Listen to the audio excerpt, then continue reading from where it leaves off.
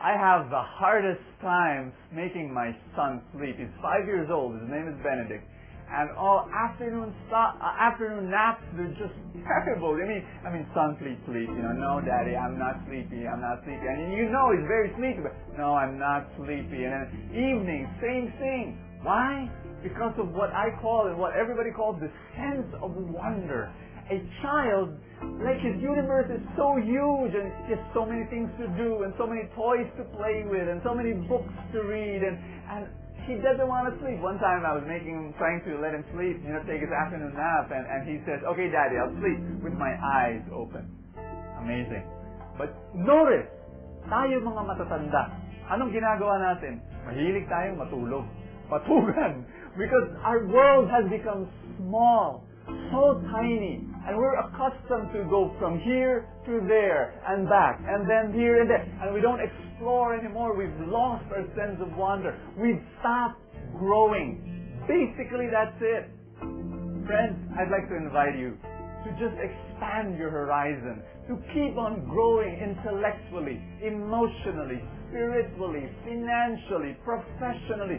There's so many things to do. Here are a few tips. Okay? Now you take down these notes. They're crucial for growth. Number one, you've got to make a decision. I'm going to keep on growing.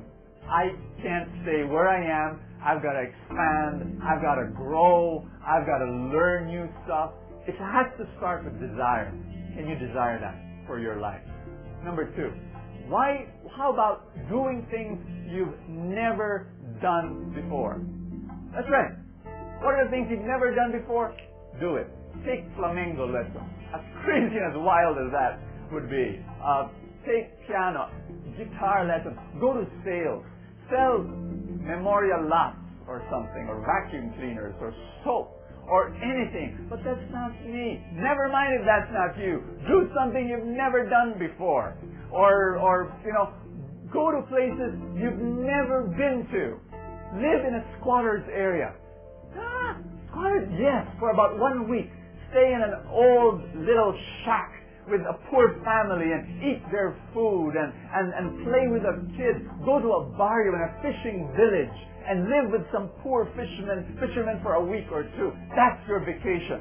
Try that out. Understand and enter their world. Go to places you've never been to. Travel. Go to the mouth of the crater of a volcano or something like that. My wife and I, we decided to homeschool our kids. That means that my wife and I become the teachers of our son. Like we buy the books and we teach him at home. The reason being is that in my work I travel a lot. Like almost every week I hop on a plane.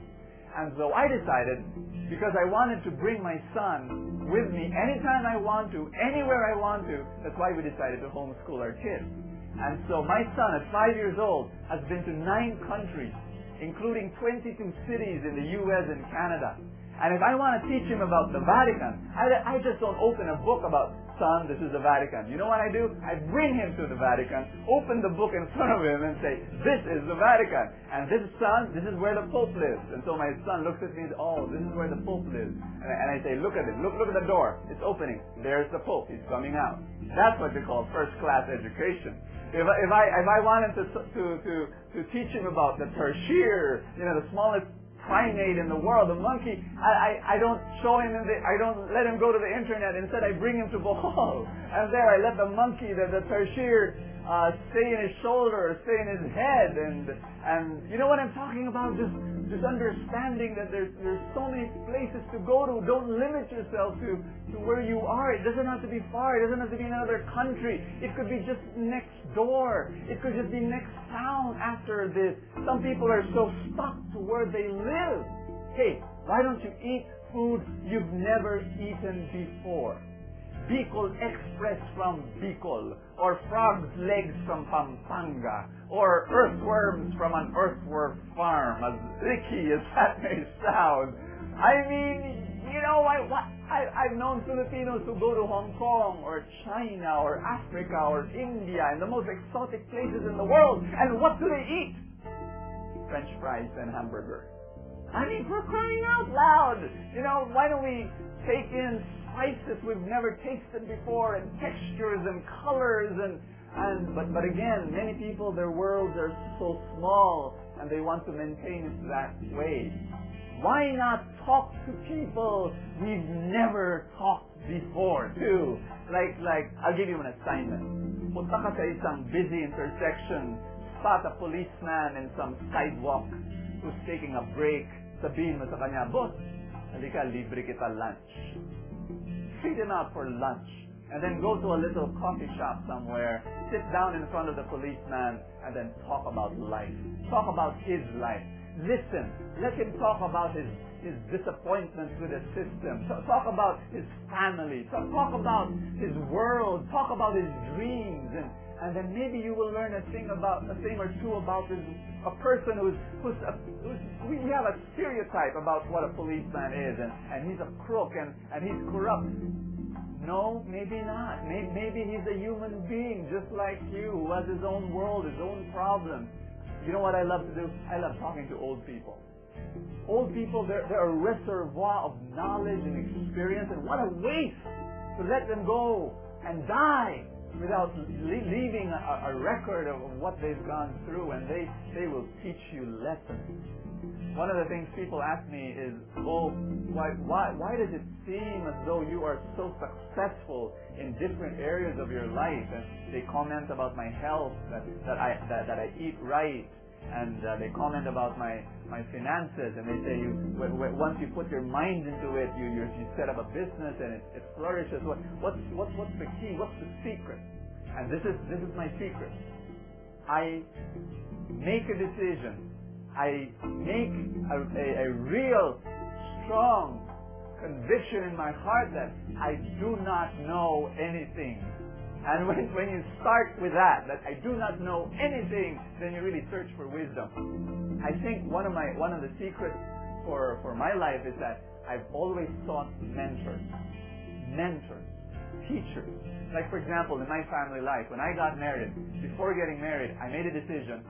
Who among my friends, who are the people that I know whose family lives are fantastic, whose marriages are superb, strong, committed, happy, loving families and marriages?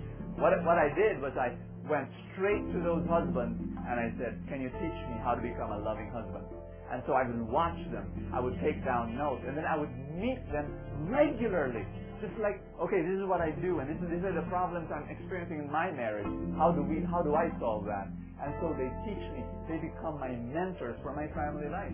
Same thing with my business. Same thing with my finances. I've got mentors for my financial life. People who are successful in their financial life, in their businesses, and I take down notes whenever I talk to them. I treat them out for lunch, and I say, can you teach me? Can I just stay behind you?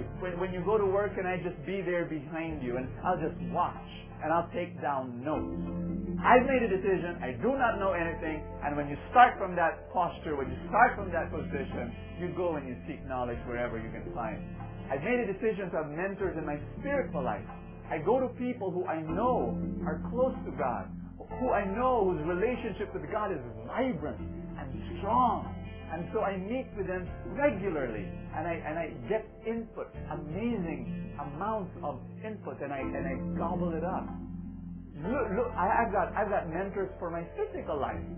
People who are very healthy and who eat the right food and are great in nutrition and exercise. I meet them too, and I say, what should I do about this? What should I do about that? And so that's, friends. Just want to say this last thing. Success and failure, they leave patterns in life. There are patterns of success. There are also patterns of failure. Every time you meet a successful person in any dimension or area of life, you better take down notes. You better look at the patterns of success that person applied in his life, because success leaves patterns, footprints, sort of. You get those patterns.